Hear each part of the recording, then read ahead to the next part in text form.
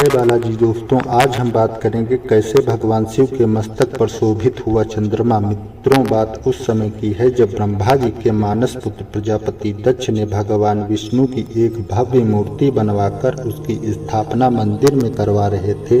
तब वह मूर्ति मंदिर में प्रवेश ही नहीं हो रही थी, क्योंकि भगवान विष्णु की वह मूर्ति शिवलिंग के बिना मंदिर में प्रवेश ही नहीं हो सकती थी। यह देखकर प्रजापति दक्ष की पुत्री यानी माता सती ने इसका कारण जानने के लिए महर्षि दधीच के आश्रम पहुंची और वहां महर्षि दधीच ने माता सती को मूर्ति का मंदिर में स्थापित न होने का कारण बताया और कहा कि भगवान विष्णु की यह मूर्ति बगैर शिवलिंग के मंदिर में प्रवेश नहीं हो सकती।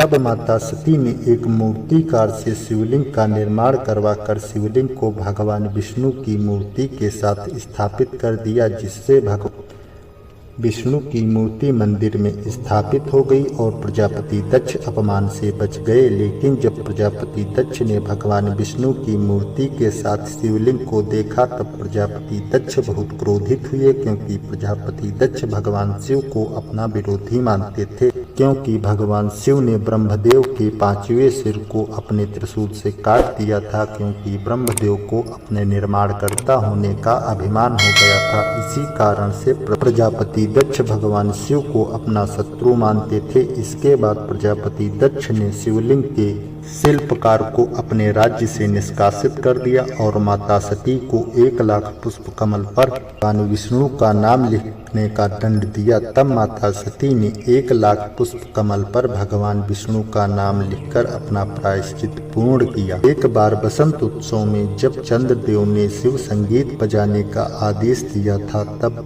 माता सती और भगवान शिव नृत्य कर रहे थे। इसी दौरान वहां प्रजापति दक्ष पहुंच गए और माता सती और भगवान शिव का नृत्य देखकर बहुत क्रोधित हुए और माता सती को एक अभिमंत्रित कक्ष में बंद कर दिया, जिससे वहां कोई आ या जा ना सके, और चंद्रदेव को श्राप दे दिया कि चंद्रदेव का क्षय हो जाए।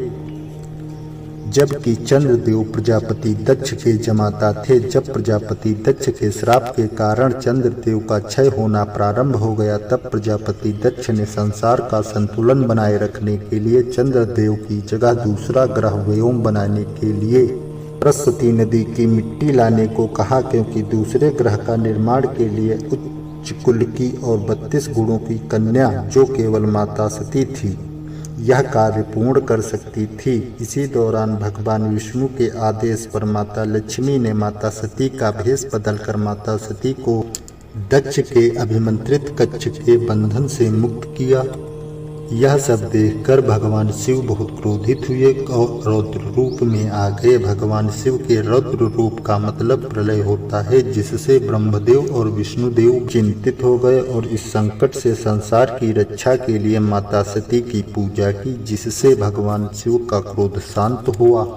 दूसरी तरफ चंद्रदेव की रक्षा के लिए चंद्रदेव के पिता महर्षि अत्रि और माता अनुसुईया ने महामृत्युंजय मंत्र का जाप करने लगे, जिससे भगवान शिव प्रसन्न हुए और चंद्रदेव को जीवन दान दिया और कहा कि प्रजापति दक्ष का श्राप टाला तो नहीं जा सकता। अतः प्रजापति दक्ष के श्राप के कारण चंद्रदेव का आकार 15 दिन क्षय होगा और मेरे अभयदान के कारण 15 दिन तक चंद्रदेव के आकार में वृद्धि होगी, जिससे हर पूर्णिमा को चंद्रदेव अपने वास्तविक आकार में आ जाएंगे। आज की कहानी में इतना ही दोस्तों। ऐसी ही रोचक व ज्ञानवर्धक कहानी के लिए चैनल को सब्सक्राइब कर लें। अगर ये वीडियो पसंद आई हो तो लाइक कर दें।